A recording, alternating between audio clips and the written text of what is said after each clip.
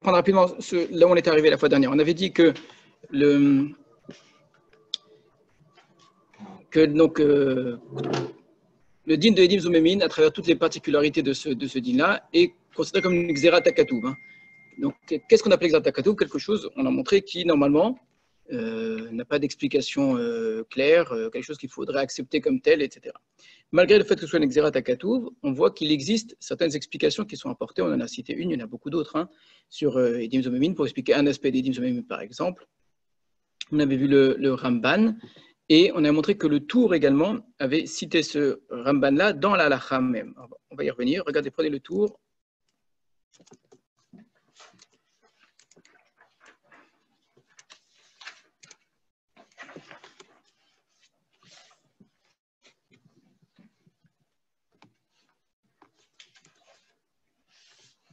Tour Choshen Mishpat Siman Amedchet.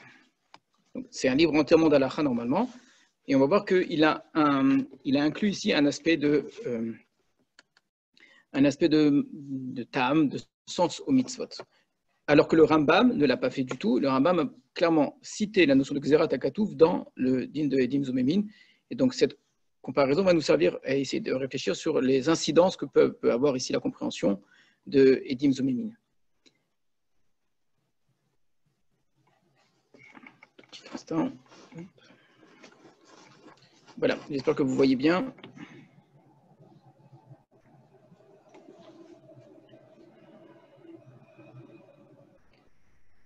Donc le tour nous dit la chose suivante. Umayesh ben achasha le azama, qu'y a-t-il de différent entre une achasha, donc quand on contredit les témoins sur la base de ce qu'ils ont dit, c'est-à-dire sur la nature même, où on leur dit ce que vous dites est faux, et alors que les azama, on a vu qu'on attaquait les édim eux-mêmes sur leur propre personne, qui ne peuvent pas avoir été là à ce moment-là. Donc, quelle est la différence? Alors, le tour nous dit clairement, Achasha ena begoufa edim, la Achasha n'est pas dans le corps même des edim, et là, chez Machishin Otan, c'est eux que l'on va contredire, chez Elou Omrin Ploni, Lava mi Ploni, Elou Omrin, Yodinanu, chez Lo Lava, donc les uns vont dire un tel a emprunté d'un autre, et les autres vont dire nous savons que pas du tout, il n'a pas emprunté. Aïnou etzlo kolayom, on était chez lui toute la journée, Veraïnou chez Lo Lava.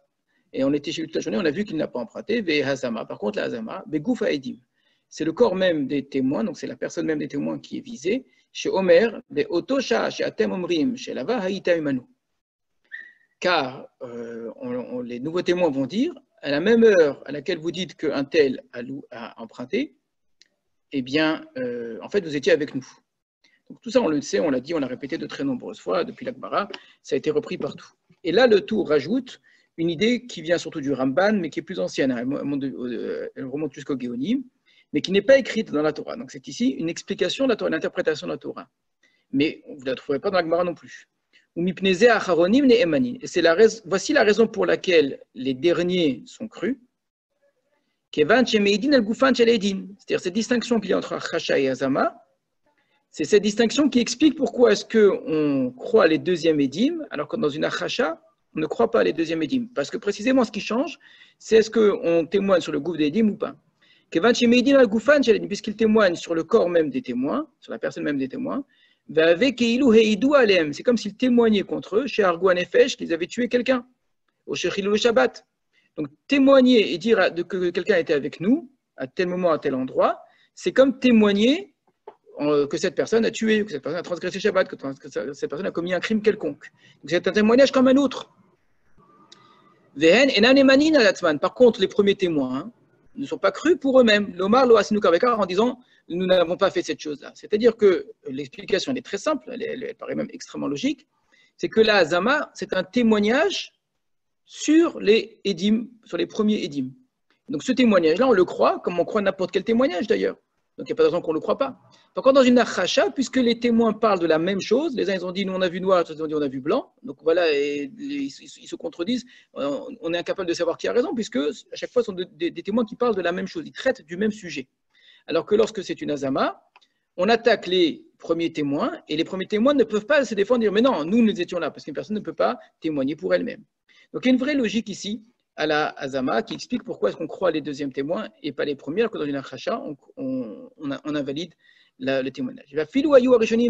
Et même si les premiers étaient 100, les derniers sont crus, les organes, même pour les mettre à mort, ben im heidu amea bevatachat, que les premiers témoignent en une seule fois, ben im heidu bezachet, ou qu'ils aient témoigné les uns après les autres, shnaim achar shnaim, deux après deux, be'elu amezimin ezmu kol kad vachad be'ezachar, et que ceux qui viennent faire la hazama viennent contredire chaque kat, c'est-à-dire chaque groupe de témoins. Donc la première paire, ils disent vous étiez avec nous tel jour, au deuxième vous étiez avec nous, etc. On va croire les deuxièmes, pour la raison simple, nous dit le tour, que les deuxièmes, il faut voir dans la hazama un témoignage comme un autre, en fait. On témoigne contre quelqu'un et on doit écouter. Donc il y a une vraie logique. Pourtant, on a vu que le Rambam ne cite pas cette logique-là, lui insiste sur la notion de Xerat HaKatuv. Alors, un exemple de ce que va dire le Rambam dans les halachot, par exemple, En mezimin et ta'edin ela bifnehem. On ne peut faire une hazama contre des témoins que s'ils sont présents. Ou machishin et ta'edim shelo bifnehem. Par contre, une achacha, quand on attaque des témoins, même s'ils ne sont pas présents. Alors, on ne va pas rentrer dans les détails parce que je veux vraiment qu'on avance, mais ce principe de bifnehem, pas bifnehem, c'est est-ce que, par exemple, les témoins sont morts entre-temps ou ils ne sont pas là, peu importe. Ve'edim sheuzmu shelo bifnehem ariu cheshu. Et si on a une hazama de edim alors qu'ils ne sont pas présents, alors cette hazama, on va la considérer comme une achacha, c'est-à-dire avec toutes les règles d'achacha, c'est-à-dire que ça va juste invalider le témoignage précédent, donc ça sera suffisant pour invalider le témoignage précédent, mais ça ne sera pas suffisant pour appliquer au premier témoin ce qu'ils auront voulu faire. Donc je reprends, si on a eu une première paire de témoins qui vient témoigner, Reuven Shimon vient témoigner contre Lévi qu'il a commis un meurtre, et viennent ensuite Yehuda et Issachar, et ils vont témoigner contre Reuven et Shimon, par contre, en l'absence de Reuven et Shimon. Alors, si Reuven et Shimon étaient présents, en disant vous étiez avec nous ce jour-là, etc., eh bien, on va tuer Reuven et Shimon. Étant donné qu'ils ne sont pas présents, on va dire que c'est une achacha, c'est-à-dire qu'on va annuler le témoignage précédent, mais on ne va pas leur appliquer. Donc, ça fait partie des règles de Edim Zomemin.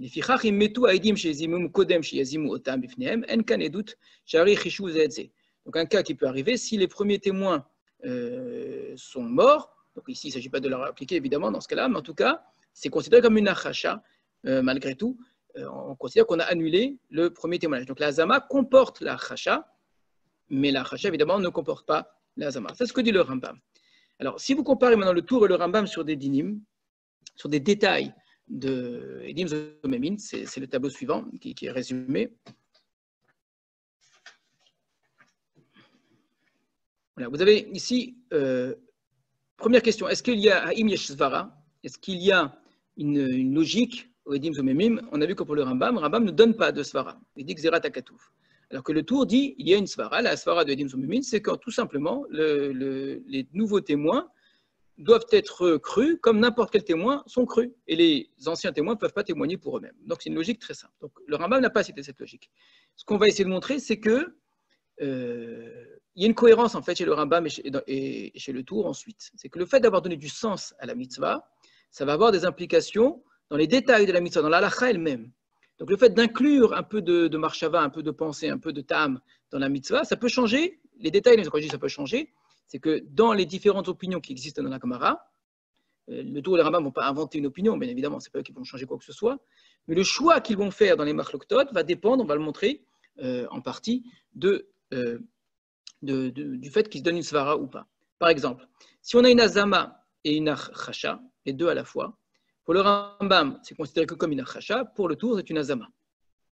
Si on a une azama qui ne se trouve pas devant les personnes, pour le Rambam, c'est une achacha, pour le Tour aussi, c'est une achacha. Là-dessus, il n'y a pas de différence. Est-ce que c'est chal les mafréa? Est-ce que ça s'applique a priori, rappelez-vous, c'est la marque qu'on avait eu entre Abaye et Rava, que lorsque on découvre que des témoins sont zomémines même très longtemps après, est-ce qu'on va les invalider en considérant qu'ils sont des réchaïm depuis le moment où ils avaient fait le premier témoignage, et donc tous les témoignages qu'ils ont fait par la suite sont tous annulés, ou bien on va considérer que non, c'est qu'à partir du moment où ils sont considérés comme mézimines. Alors, et le Rambam et le Tour considèrent que on applique la règle depuis le début, c'est-à-dire qu'on va considérer que c'est chal les mafréa qui sont considérés comme réchaïm depuis le début, que donc tous les témoignages qui vont suivre sont considérés comme nuls. Alors, si je reprends ce tableau-là, vous allez vous rendre compte que le Rambam est très cohérent dans le fait qu'ils disent que lorsqu'il y a une azama et une achacha, ou bien quand il y a une azama chez l'obifneem, que pour lui c'est considéré comme une achacha et pas comme une azama. C'est-à-dire, étant donné qu'il n'y a pas de logique à la notion de zomémine, il n'y a pas de logique évidente, le fait qu'il y ait une azama, ce n'est pas une logique évidente, eh bien, quand j'ai les deux à la fois, on retrouve un petit peu le principe qu'on a vu, en la noubo et la chidusho. Je peux garder que son chidouche. Que quand la Torah m'a dit azama, c'est azama, point. Et donc, s'il y a azama avec un chacha, ou s'il y a une azama qui n'est pas devant eux, je n'ai pas à chercher de logique là-dedans. C'est comme ça, c'est pas une azama qui est celle qui est prévue par la Torah, c'est la chacha qui est prévue par la Torah, du fait qu'il y a une chacha. Donc, je rentre dans le dinim de la chacha, l'azama est considérée comme nulle.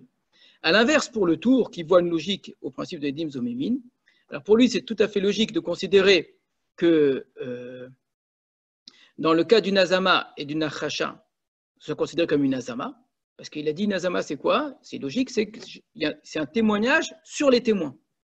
Donc je témoigne sur les témoins. Donc le fait qu'il y ait une achacha en plus, ça ne change rien. J'ai la azama, j'ai le témoignage contre les témoins. Donc fidèle à sa logique, le tour va considérer que quand il y a des témoins qui viennent témoigner contre d'autres témoins, je les crois, un point c'est tout, comme n'importe quel témoignage, peu importe qu'il y ait une achacha ou pas. Et d'ailleurs, pour le tour, c'est très logique, pourquoi est-ce que c'est chal les mafréa, pourquoi c'est annulé depuis le début. Chez lui, par contre, c'est très très logique, c'est que parce que tout simplement, comme on a dit, il y a du sens au Edim Zomémin, ben, j'allais jusqu'au bout de son sens, c'est qu'il n'y a aucune raison de commencer à partir du moment où ils ont été rendus Zomémin, il faut commencer à partir du moment où ils avaient témoigné. Là où c'est étonnant, c'est ce que j'ai mis en rouge ici, alors vous ne le voyez pas sur les... Ce qui est étonnant, ce qui semble ne pas correspondre à la cohérence chez le Tour et chez le Rambam, c'est la chose suivante. Pour le Tour, on est étonné que quand on a une azama chez l'Obilfneem, c'est considéré comme une achacha, et que pour le Rambam, quand on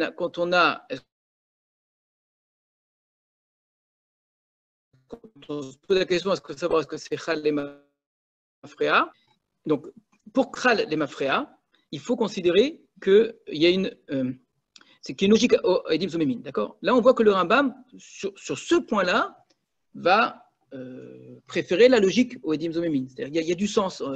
C'est quand même logique que si je considère que c'est des gens qui ont fait quelque chose de mal, eh bien, je vais accepter. Et le principe qui dit que en lanoubo et la chidusho, cette fois-ci, le Rambam ne l'accepte pas dans ce cas-là. À l'inverse, pour le tour, quand j'ai une azama chez l'Obifneem, donc c'est quand même une azama, lui va considérer ça comme une achacha. Pourquoi c'est comme une achacha? Si c'est une azama chez le Bifneem, ça reste un témoignage. Un témoignage, je dois l'accepter. D'après lui, il avait clairement dit que si j'ai un témoignage contre des personnes, je dois accepter le témoignage. Alors qu'est-ce que ça change s'ils sont là ou ils ne sont pas là? Donc on voit que le tour, d'après le tour, azama chez l'Obifneem, j'ai fait une azama. Azama, on attaque les témoins. On refute les témoins. Voilà, juste les témoins. Et c'est le qui témoigne qu'on fait. Voilà, exactement. Et donc, on fait azama chez l'Obifneem. Ça veut dire. Ça peut être une achacha. Alors, c'est-à-dire qu'on va considérer que ça annule quand même le premier témoignage sans appliquer le din de Zomémin. Ils n'ont rien dit sur le témoignage. Voilà, mais donc, quand même, ça veut dire que de fait, ils ne peuvent pas avoir été là, donc leur témoignage est considéré comme nul. Donc la azama comporte en vérité en elle une forme d'achacha. C'est pas la même chose. C'est pas la même chose. Mais s'ils n'étaient pas là, ils ne peuvent pas avoir vu ce qu'ils ont vu. Donc quand je dis quand je dis vous n'étiez pas là à ce moment-là, donc je n'ai plus de témoignage qui va dans ce sens-là. Donc c'est une achacha, pourquoi? Et pas une azama, parce que je ne vais pas non plus leur appliquer la règle en retour.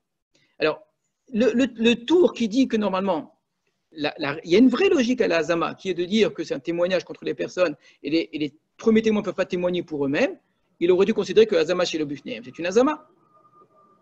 Bien sûr que ça doit être une azama, parce que ça ne change rien. On a témoigné contre la personne, qu'elle soit là ou qu'elle ne soit pas là. Donc on voit que et le tour et le Rambam, et le tour, il a une part, malgré tout, qui n'est pas logique, dans le azama chez le Bifneem, et le Rambam, il a une part qui est un petit peu logique quand même, qui est celle de Aïm Khalem Afra.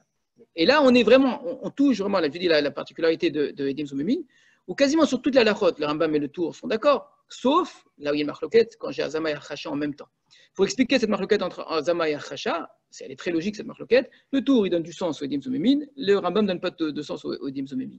Semble-t-il, quand je dis qu'il ne donne pas de sens, il parle, lui, il insiste sur la notion de Xerat Akatouf. Maintenant, si je vais plus loin, je me rends compte que le Rambam parfois donne quand même du sens, c'est ce qui fait qu'il est quand même d'accord avec le tour sur est-ce que c'est Khalem Afria, et le tour est quand même d'accord avec le Rambam, est-ce que Azama chez le Bifneem, alors que ce n'est pas très logique. D'accord? Comme quoi, c'est à ce point-là que je vais arriver, c'est que rappelez-vous le Ramban, c'est lui qui avait proposé une explication. Il avait quand même dit c'est Xerat HaShalit, ce qui revient à Xerat HaKatuv. À aucun moment, le tour, quand il dit que ça a du sens, le Ramban dit que ça a du sens, c'est qu'il considère que ce n'est pas Xerat HaKatuv, que le Xerat HaKatuv, c'est quelque chose qui a du sens tout à fait logique. Donc c'est sûr que non, que pour le tour, il restera une part de Xerat HaKatuv et qu'il y a quelque chose qui est incompréhensible. Pour le Rambam, à l'inverse, quand il dit que c'est Xerat HaKatuv, c'est évident que pour le Rambam, il y a aussi une certaine logique. La preuve ici, on va bien quand même, après, il va privilégier la logique. Et sans compter le Mourad Ibrahim qui dit que pour lui, c'est sûr que toutes les mitzvot dans une logique, il nous restera expliquer le Rambam. Mais ce qui fait que même quand on dit Xerat HaKatuv, il faut essayer de voir comment le Xerat HaKatuv et le Ta'am vont quand même essayer de s'arranger l'un avec l'autre. Dire Xerat HaKatuv, ça veut pas dire qu'il n'y a pas de Ta'am, et dire qu'il y a Ta'am, ça ne veut pas dire qu'il n'y a pas non plus Xerat HaKatuv. Voilà. Alors, c'est la question du curseur. Le tour, il penche un peu plus vers le Ta'am, et le Rambam semble pencher un peu plus vers le Xerat HaKatuv. Mais finalement, c'est Xerat HaKatuv et Ta'am pour les deux. Voilà. Ça, c'est très rapidement. Il aurait fallu étudier ça dans les détails pour bien comprendre, mais ce n'était pas mon but. Ce que je voulais juste vous montrer, c'est en quoi le fait de donner du Ta'am à une mitzvah, ici, ça va avoir une implication même dans les détails, dans la halacha elle-même, avec cette idée qui est très importante que Edin Zomemin, quand on dit Xerat HaKatuv, ça veut quand même dire qu'il y a du Ta'am même pour le Rambam. Et quand on dit qu'il y a du Ta'am dans Edin Zomemin, c'est Xerat HaKatuv même pour le tour, même pour le Rambam. Voilà. Alors on va avancer un petit peu. Et là, on va lire un texte très, très, très intéressant du Rav Gedalia Nadel. Alors, je ne sais pas si vous connaissez Rav Gedalia. À Strasbourg, il est un peu connu. Ailleurs, dans le monde, pas tellement. Abdebra, il y en a qui se rappellent encore de lui. On n'a pas le temps de parler de lui, c'est dommage. C'est un personnage tout à fait exceptionnel. C'est un élève du Chazon Ish qui est hors norme. Il est vraiment sorti complètement je ne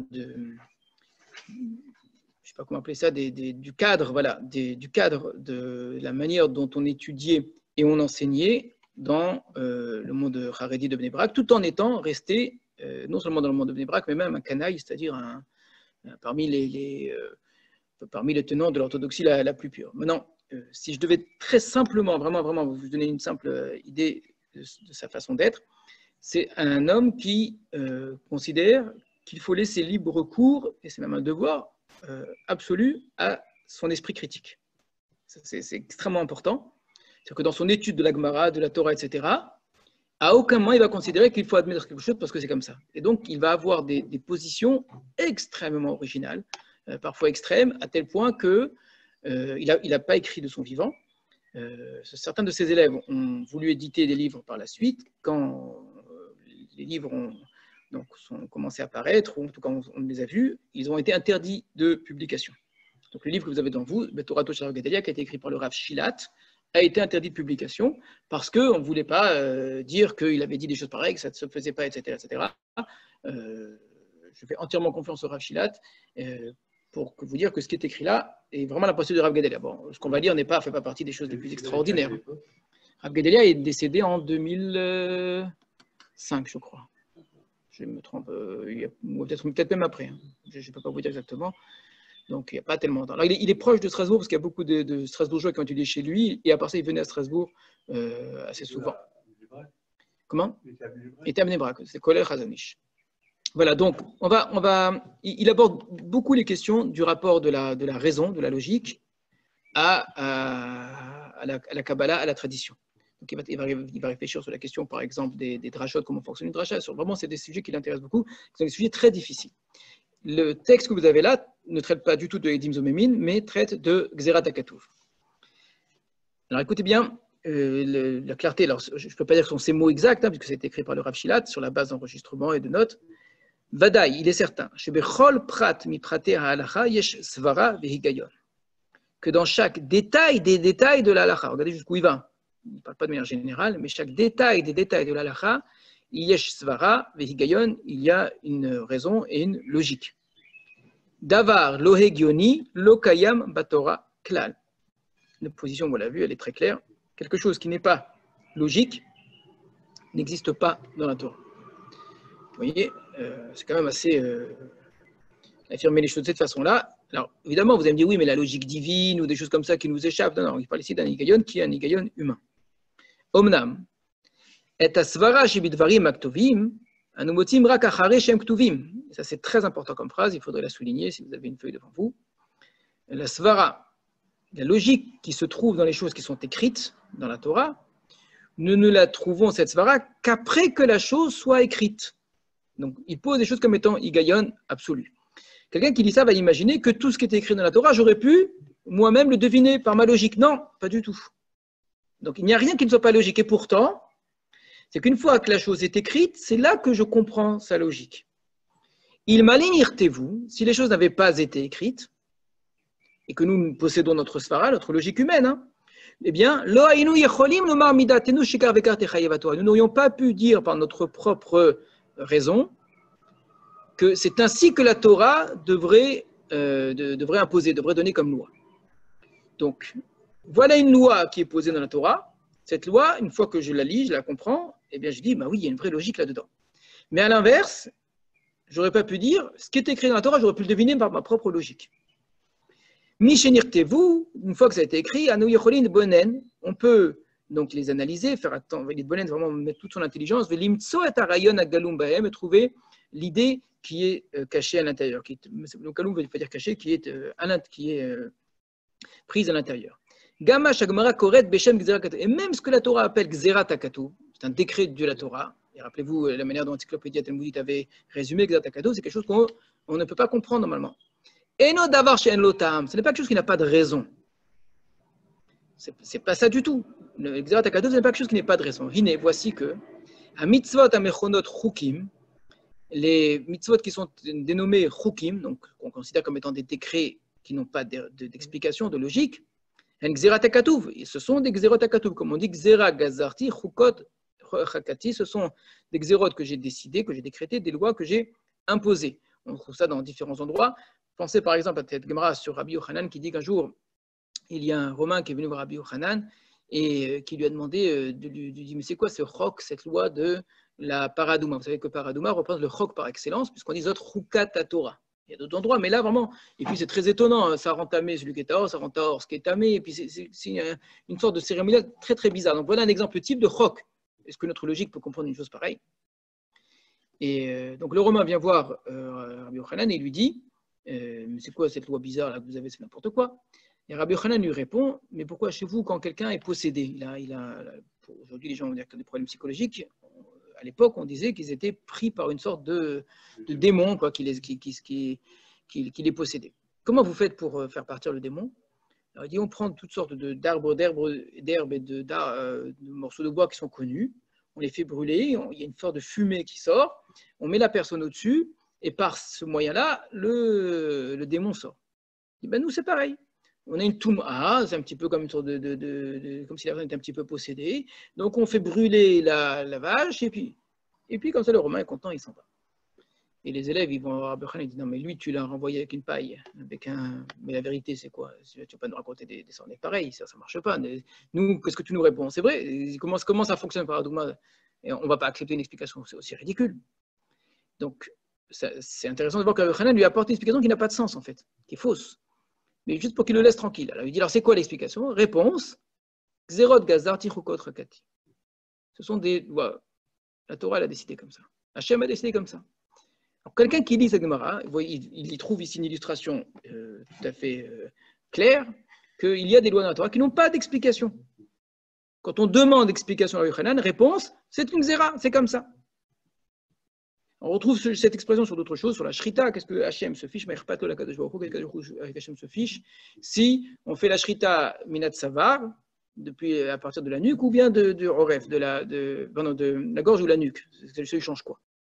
Son exérot d'Akadosh Baruch Hu. Hachem l'a demandé comme ça, c'est comme ça. C'est-à-dire que ce qui compte, c'est respecter. Si Hachem il nous avait dit la nuque, on aurait fait la nuque. C'est pas plus logique de faire l'un que l'autre. Voilà l'impression qui ressort de ces gemarot-là. Il y en a beaucoup d'autres.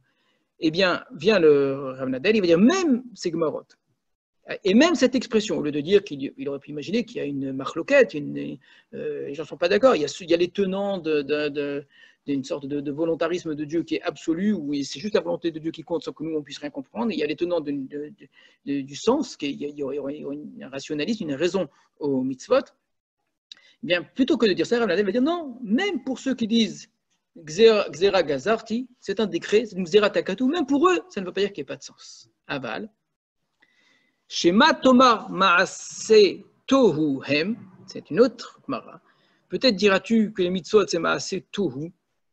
C'est des choses qui sont Tohu dans le sens, c'est Tohu, ça veut dire quelque chose qui est incompréhensible. Tohu Vavu, c'est l'incompréhension totale. Peut-être te dirais-tu que les mitzvot, c'est Maase Tohu, c'est quelque chose qui est tout à fait incompréhensible. Talmud Lomar, Ani Hashem, je suis Hashem. Je suis Hashem qui s'oppose au Tohu, c'est-à-dire là où Hashem se trouve, il y a du sens, il y a de la raison, il y a de la logique. C'est extraordinaire comme idée. C'est très proche évidemment du Rambam qu'on avait lu dans Moreh Nevuchim.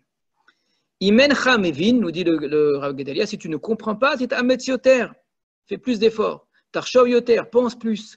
Afilo Shana, même une année, Oshani, de nombreuses années. Oulai, c'est-à-dire peut-être qu'alors tu comprendras.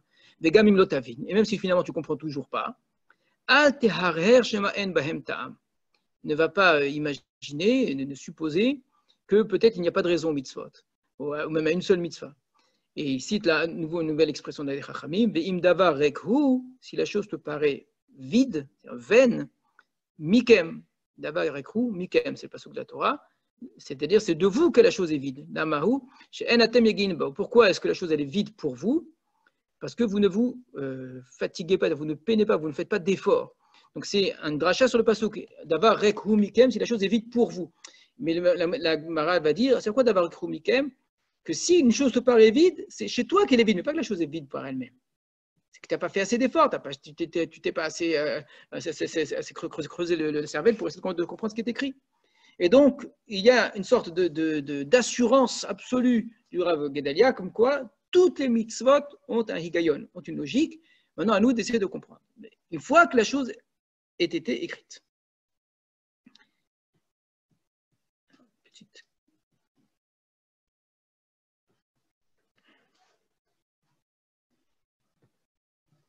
Alors, on continue.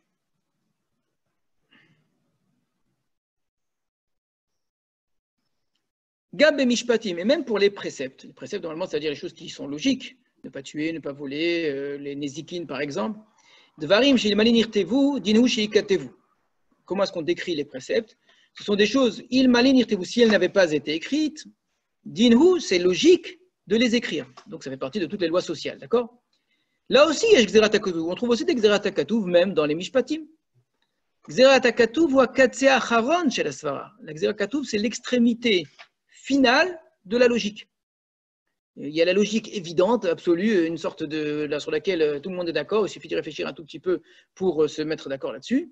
Et puis, il y a des choses qui sont vraiment la fin du fin de la logique, où pour arriver à cela, ça demande un effort considérable. C'est ça ce qu'on appelle Gzerat HaKatuv. Et même dans Mishpatim, l'exemple ici, le nôtre, est un excellent. Dinim Zomemin, ça fait partie des questions de Edout. Et Edout, ça fait partie des questions de Mishpatim, c'est dans les Mishpatim. C'est d'avoir quelles sanctions. D'ailleurs, la Torah elle-même, elle dit Aïn, Ba'in, Shen, Tachat, etc. C'est la loi du talon qui est appliquée en général, qui est une logique, une vraie logique ici de la sanction. On doit faire à la personne la chose qu'elle a commis normalement. On a crevé un œil, on devrait lui crever l'œil. Donc il y a une certaine logique là-dedans. On applique cette même logique à Edim Zomemin. Eh bien, cet aspect Gzerat HaKatuv, c'est à l'intérieur de Mishpatim. Il y a des Mishpatim pour lesquels les détails des Mishpatim sont difficiles, très difficiles à comprendre. Et vient la Torah et elle nous dit, elle nous révèle la règle. Elle ne nous a pas expliqué par contre le sens. Mais ça ne veut pas dire qu'il n'y en a pas. Kilomar, c'est-à-dire, Davar, une chose, chez les Milechatrila Nirelanu Muzar, qui au départ nous paraît étrange. Chez Anu Loainu Sovrim Shadin Yekar, car nous n'aurions pas pensé que telle serait la loi. La Torah nous dit que c'est ainsi. Après que la Torah nous ait dit cela, nous découvrons et nous comprenons la raison de la chose. Je crois que c'est assez clair ce que dit le Rav Gedalia ici. C'est quelque chose d'extrêmement intéressant. C'est que, d'ailleurs, ça répond à une question qu'on aurait pu se poser quand on dit qu'il y a des règles qui sont logiques. On sait très bien, il n'y a pas une logique. Ce n'est pas des mathématiques. Il y a même des mathématiques. Mais ce n'est pas une sorte d'équation dans laquelle le vrai va nous apparaître.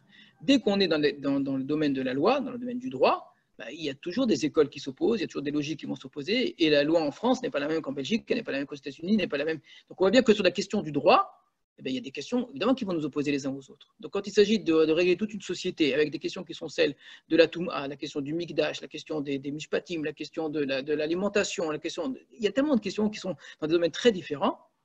C'est sûr que si on devait faire fonctionner que notre propre logique, Ben, il n'y a aucune logique qui peut s'imposer, qui me dit que moi je suis plus racham que l'autre, d'accord? Donc, le simple fait de remarquer que nous ne soyons pas d'accord les uns avec les autres sur ce qui paraît logique, alors que j'en ai persuadé les uns les autres de réfléchir de la meilleure façon qui soit, vraiment, pour moi, c'est clair que oui, mais ben, moi, c'est clair que non. Ça prouve bien que quoi, hein? Que non pas que les choses, qu'il n'y ait pas de logique, mais que qui peut prétendre à posséder cette logique-là? Alors, Xerat HaKatuv, c'est quoi? C'est une façon de nous donner la réponse à la question sans nous avoir donné le développement. Vous avez une sorte de problème. On a déjà la réponse au problème. Vous savez, ces livres quand on faisait les annales. On a les annales vraiment, mais corrigées au minimum. Ça, c'est bien. Pour certains trucs, comme il y en a 4 qui viennent témoigner ensemble, c'est une des deux, et pas deux. D'accord. Donc ça, il vient nous expliquer. On aurait pu avoir les deux. On aurait pu expliquer les deux. Alors voilà, d'accord. Tout à fait d'accord. On a vu que le Ramban a essayé d'apporter quelque chose quand même. Hein. Il a essayé de montrer Ça veut dire quoi? C'est-à-dire que si on nous laissait nous décider par notre propre logique, on n'aurait peut-être pas inventé les dilemmes de Dim Zomebim. C'est ce qu'on va faire les Tzedokim. Les Tzedokim, avec leur propre logique, vont dire Dim Zomebim, c'est écrit dans la Torah, et c'est logique, quelqu'un a voulu faire du mal, on va lui faire le mal qu'il a voulu faire. Et s'il a tué, il y a plus de raison qu'on va lui faire. D'accord? J'applique la logique la plus simple là-dedans. Et tous les petits détails des Dim Zomebim, ils n'y connaissent pas. D'accord? C'est des choses qui n'entrent pas dans leur esprit. Qu'est-ce que viennent faire les Khamim? Ils prennent le texte, et ils disent c'est le texte qui nous pose les limites, pas d'une loi comme ça absurde, mais d'une loi logique. Alors, à nous de découvrir cette loi logique. Je veux dire, on a la réponse, on n'a pas le développement qui va nous amener à cette réponse-là. On a eu une première explication juste sur la question de la différence entre Racha et Zama. On n'a pas eu d'explication pour l'instant, sur le fait qu'on ne les tue pas alors qu'ils sont déjà tués. D'accord? Le Kalvachomer ici. Pourquoi il n'y a pas de Kalvachomer? D'accord? Ça, on va regarder. C'est ce qu'on va essayer de regarder maintenant. Donc là, en tout cas, c'est bien clair. C'est dans cette optique-là qu'on va continuer. Et que grâce à ça, on comprend très bien ce que dit le Rambam. Le Rambam pour Edim Zomemin nous dit, et insiste beaucoup, c'est Xerat HaKatuv. Il va un tout petit peu faire fonctionner la logique malgré la Xerat HaKatuv, c'est que la Xerat HaKatuv, c'est à partir du moment où ils sont des Edim Zomemin. Mais si je dis qu'ils sont Edim Zomemin, qu'ils étaient Edim Zomemin à un moment précis, bah à partir de là, je vais leur appliquer les lois parce que c'est plus dans les dilemmes des Edim Zomemin. C'est-à-dire à partir de quand je considère comme des Rechaim. Très bien. Mais sinon, je ne me pose pas de questions. Et j'arrive à des bizarreries, tant pis. Voilà, c'est comme ça, c'est ce qui sort du verset.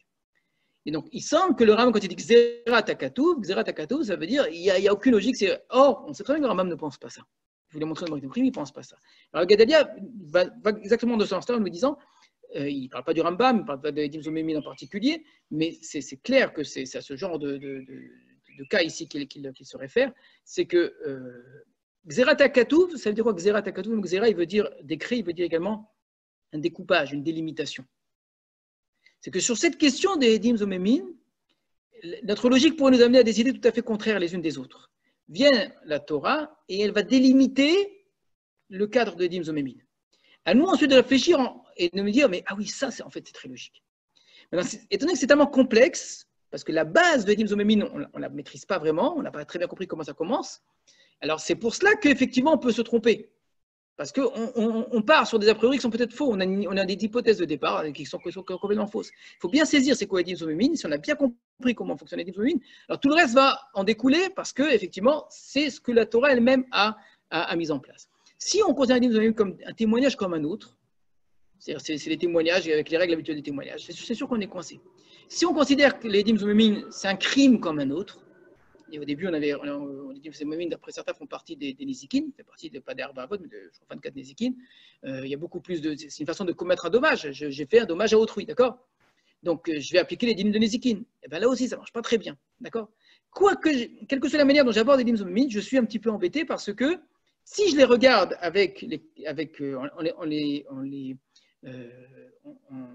en les associant aux catégories que je connais par ailleurs, c'est une façon de faire du mal à autrui. C'est une façon de porter un témoignage, etc. Eh bien, je suis gêné. Donc, il faut essayer de trouver la bonne manière d'aborder les Edim Zomemin qui explique tout cela. Alors, il y a énormément de choses qui ont été écrites. Et on ne peut pas tout regarder. On aura peut-être l'occasion, lorsqu'on arrivera à d'autres questions, peut-être d'aborder d'autres régimes qui traitent exactement du même point, mais je ne voulais pas qu'on fasse une sorte de longue liste des explications. Je voulais juste vous proposer ce soir l'explication du Rav Moshe Bochko, qui me paraît très intéressante. Alors, vous l'avez dans ces feuilles-là, exact. Par contre, pour le partage, c'est un peu plus compliqué.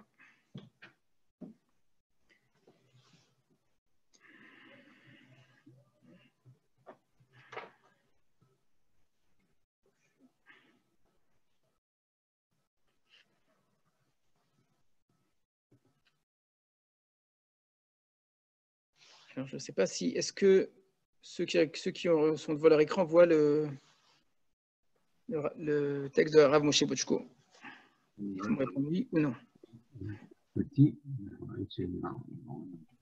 Vous avez la page de Rav Moshe Bochko devant les yeux?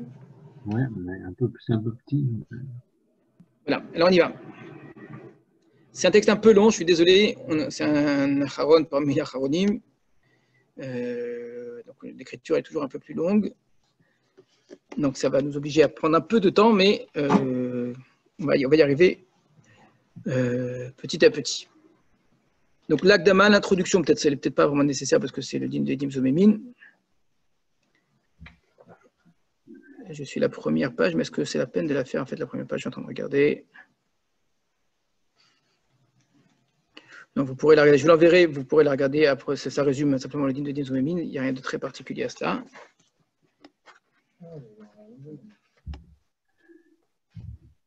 Donc, regardez ici. Harbe dinim nemru be'edim zomemin shelechaura caché le avinam. C'est dans la première page, première colonne de Edim Zomemin. C'est Resh. Un instant.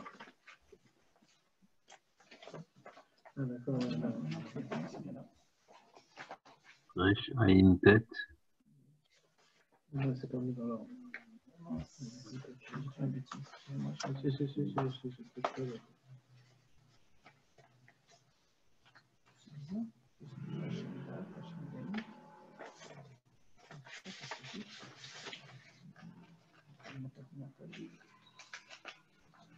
La première page, c'est pas grave, c'est rapide.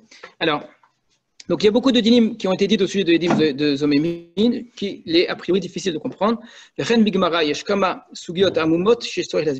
elle-même, il y a beaucoup de sugiot, pas seulement dans Makot, dans d'autres endroits également, qui sont amumot, dans le sens qu'elles sont un peu obscures, qui est difficile d'expliquer. Donc, en analysant les lois de Edim Zomémin, on va essayer de comprendre leur sens, le sens de ce type de témoignage dans le système complet du Mishpat de la justice. On va diviser nos paroles en 3 sujets. Chalut din Edim Zomémin, la manière dont la loi de Edim Zomémin s'applique, l'application elle-même, dans quel cas elle s'applique. Arba dinin meyuchadin chez Edim Zomémin, les 4 lois, les 4 exceptions, donc les 2 qu'on a dans la Mishnah, les 2 autres que la Gemara a rajoutées, donc au début de Makot. On ne va pas appliquer la Hazama. Et le din Edut Sheyata Yachol Hazima est la règle qui dit qu'un témoignage qu'on ne peut pas contredire est un témoignage qui est nul. Voilà les 3 sujets qui vont être abordés pour essayer de comprendre en vérité, à travers ces 3 sujets et les particularités de ces 3 sujets, le din même de Edim Zomémin. Le premier, Chalut din Edim Zomémin. La Gemara Mechadeshet. La Gemara a donc fait ce chidouche. Chez din Edim Zomémin mitkayem rak kesha Edim nifselu ben psakadin. Que les din cette loi ne s'applique que lorsque les témoins ont été rendus pasoul, invalidés, que entre le psak-din, c'est-à-dire la sentence, et excusez-moi. Là, vous avez la suite, là, je pense, c'est bon.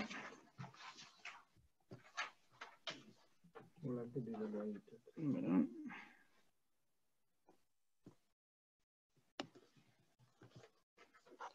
Excusez-moi, c'est un peu compliqué aujourd'hui ce soir. On va y arriver quand même.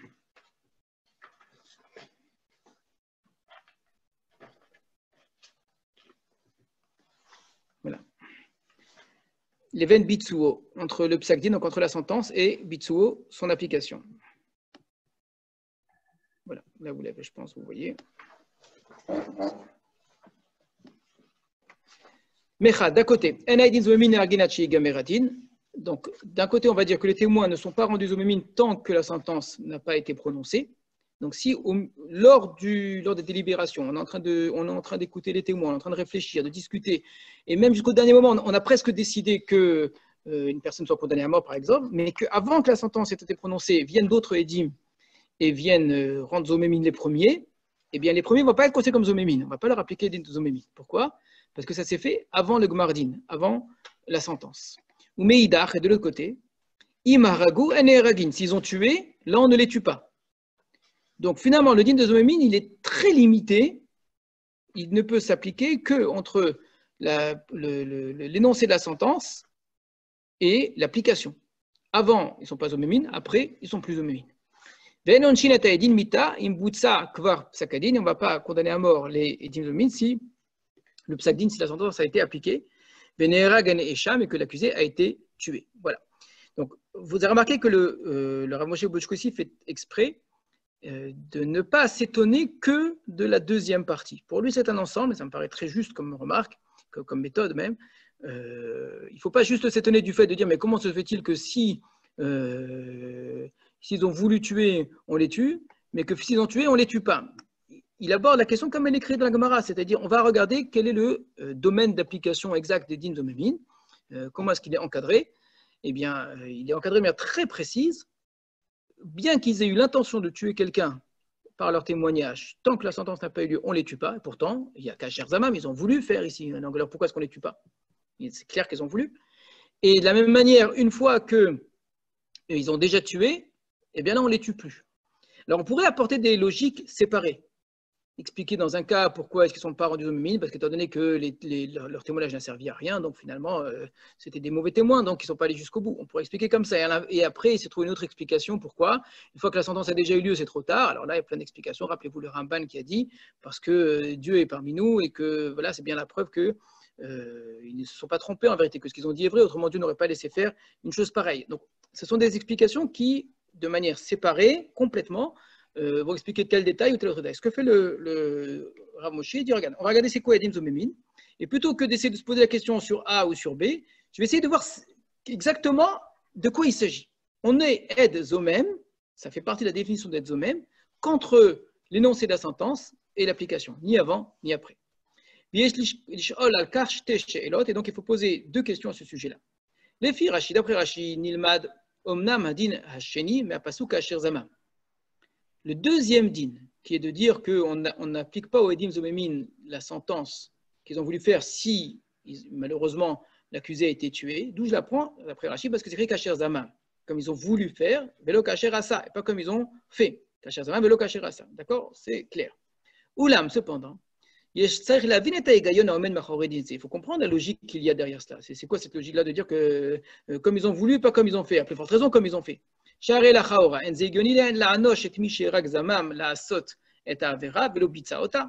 ce n'est pas logique de punir quelqu'un qui n'a eu qu'une intention de faire quelque chose et qui n'est pas arrivé à ses fins. Par contre, celui qui l'a fait, lui, par contre, on ne le punit pas. Les deux choses ne sont pas logiques. Vous avez remarqué là aussi comment c'est, en termes de méthode, il est extrêmement précis. Il ne s'étonne pas simplement que l'on ne tue pas si on a réussi à tuer autrui par le témoignage. Ils ont réussi à tuer autrui, donc on devrait les tuer. Ils s'étonnent d'abord et avant tout même, je dirais, vous le verrez par la suite, ils s'étonnent surtout qu'on tue avant que la sanction n'ait été appliquée. C'est ça le plus étonnant en vérité. Parce que quand par leur témoignage, ils ont réussi à amener à la mort réelle d'autrui, on va le voir, il n'y a aucune raison de les tuer. Ça n'a pas de sens de les tuer en vérité. Ce n'est pas ça qui est étonnant. Nous, on est étonnés de cela que parce qu'on compare aux Edim Zomémines, donc les mêmes Edim Zomémines, si on n'avait pas appliqué la sentence. C'est la comparaison qui nous fait apparaître le fait de ne pas les tuer comme étant quelque chose de pas logique. Mais c'est exactement le contraire en vérité qui est vrai. C'est exactement le contraire. La logique dit exactement le contraire. Des gens qui ont réussi à entraîner la mort d'autrui en utilisant un témoignage et donc en utilisant un tribunal, il n'y a aucune raison de les tuer d'après la logique de la Torah. On avait vu, rappelez-vous, que quand on entraîne la mort de quelqu'un, donc c'est une grimat nezek, j'entraîne un dommage, et j'entraîne la mort de quelqu'un de manière indirecte, je ne peux pas être condamné à mort. Donc ce qui est illogique là-dedans, ce n'est pas de ne pas les tuer, ça c'est logique de ne pas les tuer. Ce qui est illogique, c'est de les tuer, alors qu'ils n'ont qu'une intention. C'est là que se trouve le chidouche. C'est ça qu'il faut expliquer. Comment se fait-il que la Torah condamne à mort des gens sur la volonté de tuer? Et là, indépendamment du reste. Regardez comment est-ce qu'il découpe les choses. Hagmara omeret, shedim zomemin rachamana kariyem maaseh.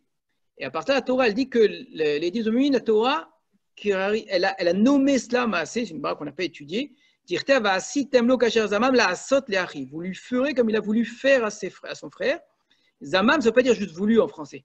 Zamam, ça veut dire faire les choses de manière volontaire. Zamam, la asot, c'est presque mis en place ici une action. Donc la Gemara, elle va dire, on va appeler ça un maasé. Or, il n'y a pas eu de maasé, il y a une parole de leur part.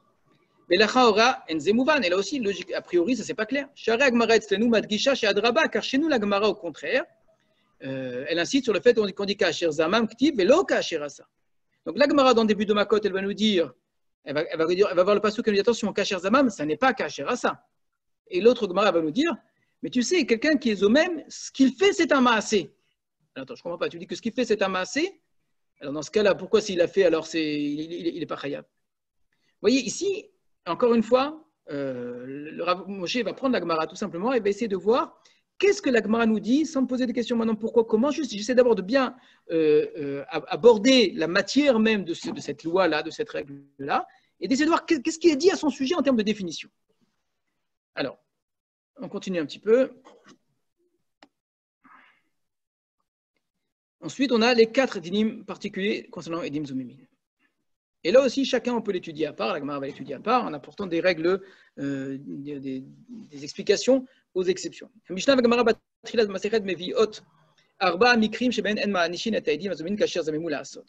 et la Gemara au début de la Masechet Makot donc apportent 4 cas dans lesquels on ne va pas sanctionner les Edim Zomimin comme ils ont voulu faire. Premier, on ne rapplique pas le din de Ben Goucha Ben Chalouza, on l'avait vu. Imeidou al Kohen Shou Halal, s'ils ont témoigné contre un Kohen en disant qu'il est halal, que sa mère avait divorcé avant de se marier avec son père. Shinema va sitam lo kasher zamam lo velo les aro. Vous lui ferez à lui comme il a voulu faire, à lui et pas à sa descendance. Ensuite, Engolin la remiklat, on ne les exile pas vers une ville de refuge. Imeidou al Yehudi sharak beshogeg, s'ils ont témoigné contre un juif qui a tué de manière involontaire. Shinema, car il est écrit là aussi, on apprend un pasuk. Hu yanus la chatearim, c'est lui qui va fuir vers une ville, vers une de ces villes à lui, ou Velozomémin. Rappelez-vous, à chaque fois, on avait essayé de faire fonctionner une logique, justement, la Gemara avait réfuté d'apprendre ces règles-là à partir d'une logique d'un Kalvachomer.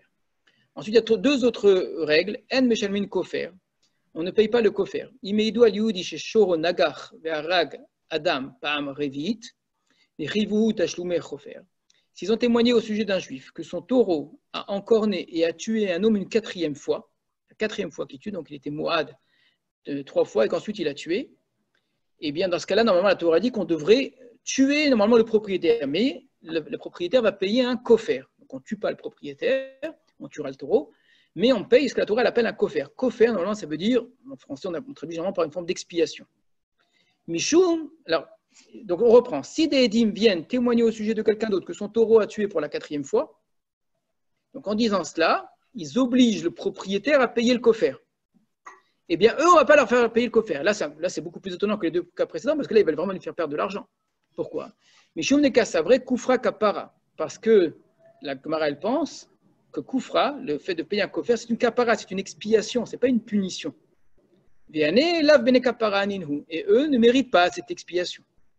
On va leur faire ce qu'ils ont voulu faire, c'est-à-dire la sanction qu'ils ont voulu faire subir à autrui.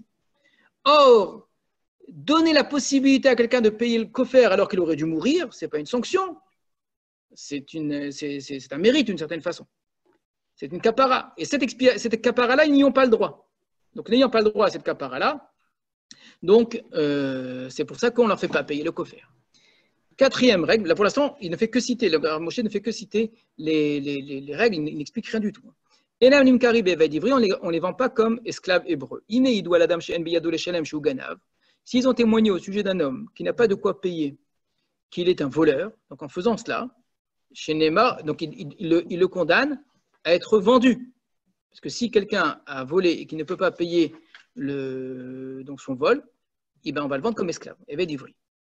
Donc, ça peut très bien arriver une chose pareille. 2 témoins viennent, ils disent voilà, celui-là, il a volé. Or, cet homme-là n'a pas d'argent. En faisant ça, donc, ils entraînent à ce que cet homme soit vendu comme esclave. Eh bien, eux, on ne va pas leur appliquer cela.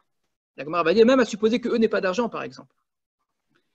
Pourquoi? Parce qu'il Nimkar Bignevato, il sera vendu pour son vol. Bignevato, velo bismamo. Uniquement pour son vol et pas pour son sahazama, c'est-à-dire le fait qu'il ait voulu entraîner quelqu'un. Donc, on ne vend quelqu'un que s'il a volé et pas s'il a voulu entraîner que quelqu'un d'autre soit vendu comme esclave. Donc voilà les 4 exceptions. Vous aurez remarqué que 3 de ces exceptions-là sont liées clairement à un pasouk avec exactement la même logique, un varasitem lo, à lui et pas à sa descendance, ou bien hu velo zomemin, donc hu yanou, c'est lui et pas quelqu'un d'autre, bikinevato, c'est son vol et pas son mot, et puis la 4e exception ici qui est en 3e position, c'est pas directement sur une dracha, mais c'est sur le sens même des mots, donc ça reste lié aux mots, c'est que la Torah nomme la somme qui doit être payée kofer. Kofer, c'est une kapara, c'est une expiation, et eux n'ont pas le droit à cette expiation. Voilà pour les 4 exceptions.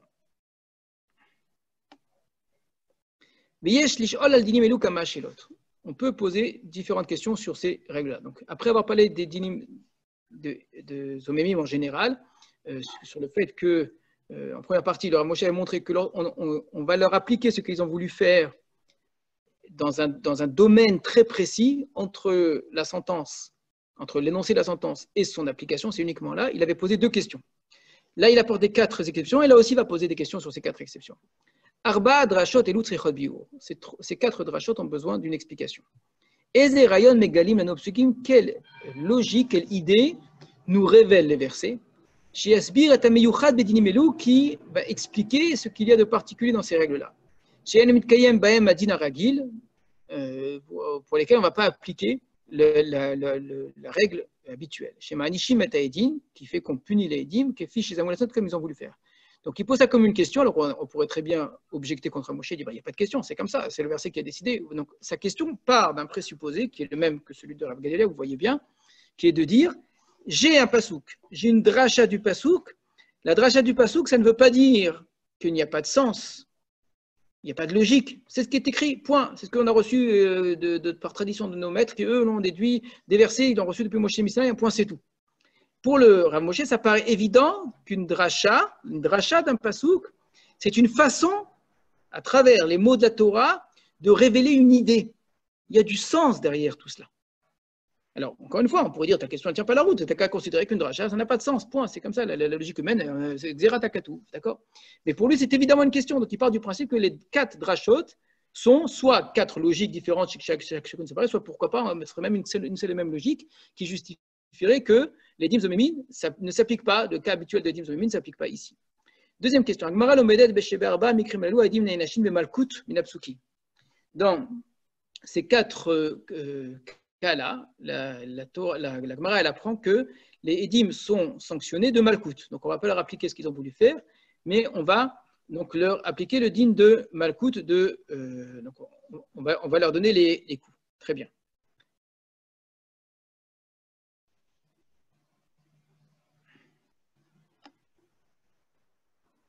De quel passage qu'on apprend? De Veitzdiku et Tzadik, d'Irshiu et Aracha.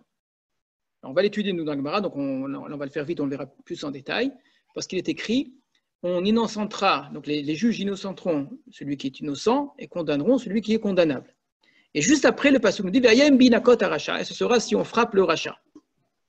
Donc on a des mots en trop, et en plus on a ici une smichut, Vayem binakot aracha, et le Rashi sur place dans le Gemara, il est très très très riche, qui explique cette rachat, que le rachat dont on parle dans la deuxième partie, Vayem binakot aracha, c'est les dim zomemim.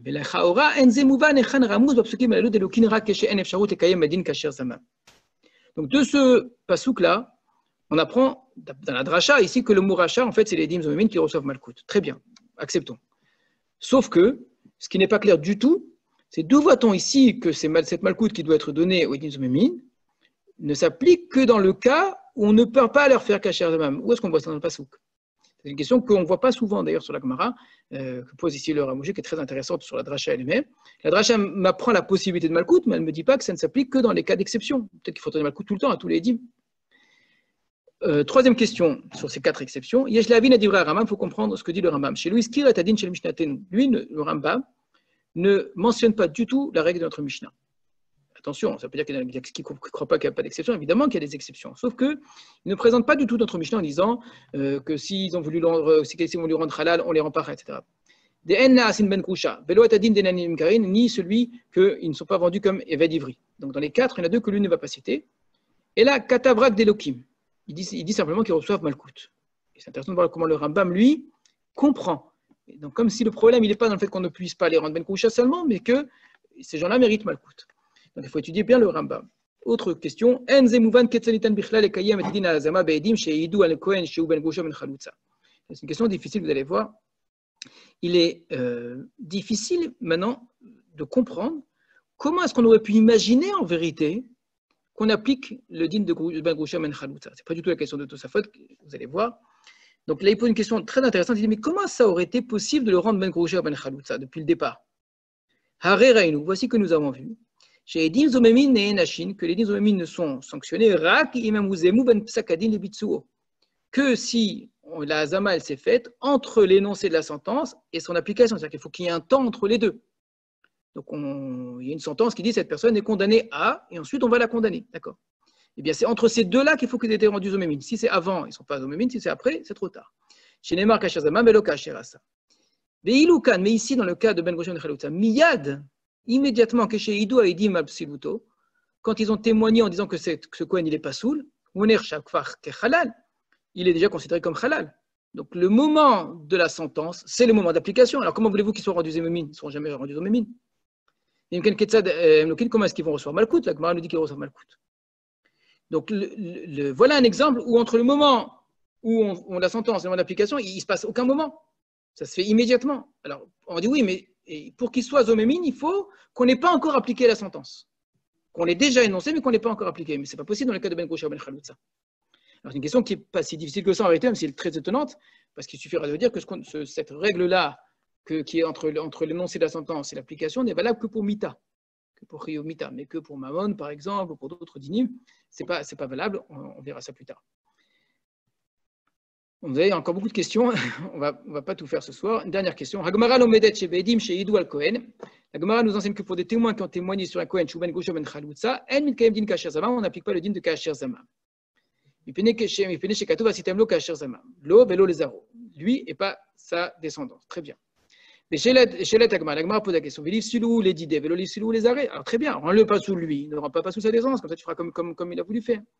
Mais Agmara répond, il faut vraiment qu'on fasse ce que lui il a vraiment voulu faire. Lui, il a voulu faire que l'autre soit halal, mais que ses descendants aussi soient halal. Or, ça, je ne peux pas lui faire à lui. Mais en vérité, ça paraît difficile. Pourquoi est-ce qu'on l'Agmara dit qu'on ne peut pas lui appliquer Din Kasher Zama? Donc, lui, eux ont voulu le rendre lui pas soul, ainsi que sa descendance. Que eux qui ont fait le péché, la faute, que eux soient rendus pas soul à la place de tous.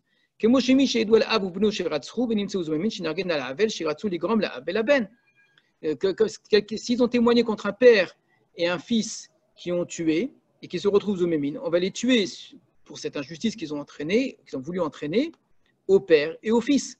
Donc, le fait qu'eux ont voulu rendre pas soul le père, ils ont voulu rendre pas soul les enfants, c'est autant de personnes qui veulent rendre pas soul, je peux détacher les personnes. Donc, la Gemara dit, mais en le rendant pas soul lui, je rends pas soul les enfants. Ben oui, mais c'est exactement ce qu'ils en disant que la mère était divorcée, ils ne rendent pas soul le fils. Donc, ils sont en train de témoigner contre le père, contre le fils, contre l'arrière-petit-fils, contre l'arrière-petit-fils. Donc, ils sont en train de témoigner contre plusieurs personnes. Quand ils témoignent contre plusieurs personnes, on ne va pas dire qu'on ne va pas leur appliquer la sentence. S'ils témoignent qu'un père et un fils méritent la mort, on va leur appliquer la mort. Donc là, en rendant pas sous le père, ils veulent rendre aussi pas sous le fils. Alors qu'est-ce qu'ils veulent rendre pas sous le fils? Justement, ils veulent rendre pas sous le fils. Alors rends-les pas sous. Ne considère pas le fils comme un accessoire du père. Considère le fils comme directement ciblé par les édim. Et dans ce cas-là, je devrais les rendre pas sous eux-mêmes. Voilà, on va s'arrêter là. Il y aura d'autres questions. Je vais vous envoyer les feuilles sur le groupe, comme ça vous aurez le temps de relire et surtout d'avancer un petit peu, comme ça on pourra avancer plus vite. Vous voyez, ce qui m'intéresse avant tout, c'est la méthode du Rav Moshe. Vous voyez comment il reprend toutes ces règles, il essaye de les analyser très clairement, sans partir d'a priori, de préconçus et de logique, justement. Volontairement, vous voyez, il n'y a aucune logique là, il ne cherche pas, il présente les dîmes comme quelque chose qui est incompréhensible, d'accord? Pour essayer après de réunir tout cela et de voir quelle est la logique qui peut justifier tout cela. Voilà, c'était en même temps pour moi une façon de montrer toute ma reconnaissance à Rav Moshe Bochko, l'enseignement dont j'ai profité. Voilà, si vous avez des questions, je vous écoute.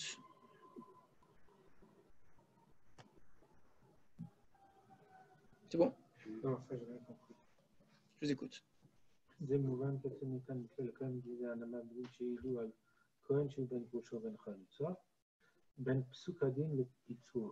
Voilà. C'est que normalement, il a bien montré au départ, on est Edim Zomémine, que il faut qu'il y ait eu le sac, mais il faut que le bitsoua n'ait pas encore eu lieu. Ouais. D'accord? Donc, par exemple, une condamnation à mort, il faut qu'on ait condamné à mort quelqu'un, que le tribunal se soit réuni, mais qu'on soit dans les heures qui ont avant la condamnation. Donc, c'est très court. Hein. Mais dans le cas de Ben Groucha Ben Khaloutza, quand il témoigne que quelqu'un il est Ben Groucha Ben Khaloutza, à quel moment il devient Ben Groucha Ben Khaloutza? À ce moment-là, on dit il est Ben Groucha Ben Khaloutza. Donc, le psak et le bitsoua, il est au même moment. Alors, quand est-ce qu'ils sont rendus aux mémines? Eux peuvent être rendus aux mémines qu'entre les deux, mais il n'y a pas d'entre les deux, puisque c'est le même moment. Ça, on peut répondre que c'est que quand l'autre il a perdu quelque chose, parce qu'il était ben. Voilà, par exemple. Oui, tout à fait. Chaque chose, dans la question qu'on a posée, il y a des réponses. Hein, mais ce qui est intéressant, c'est qu'il essaye de montrer l'ensemble des particularités et que tout cela, en vérité, part d'une même conception des dîmes aux mémines.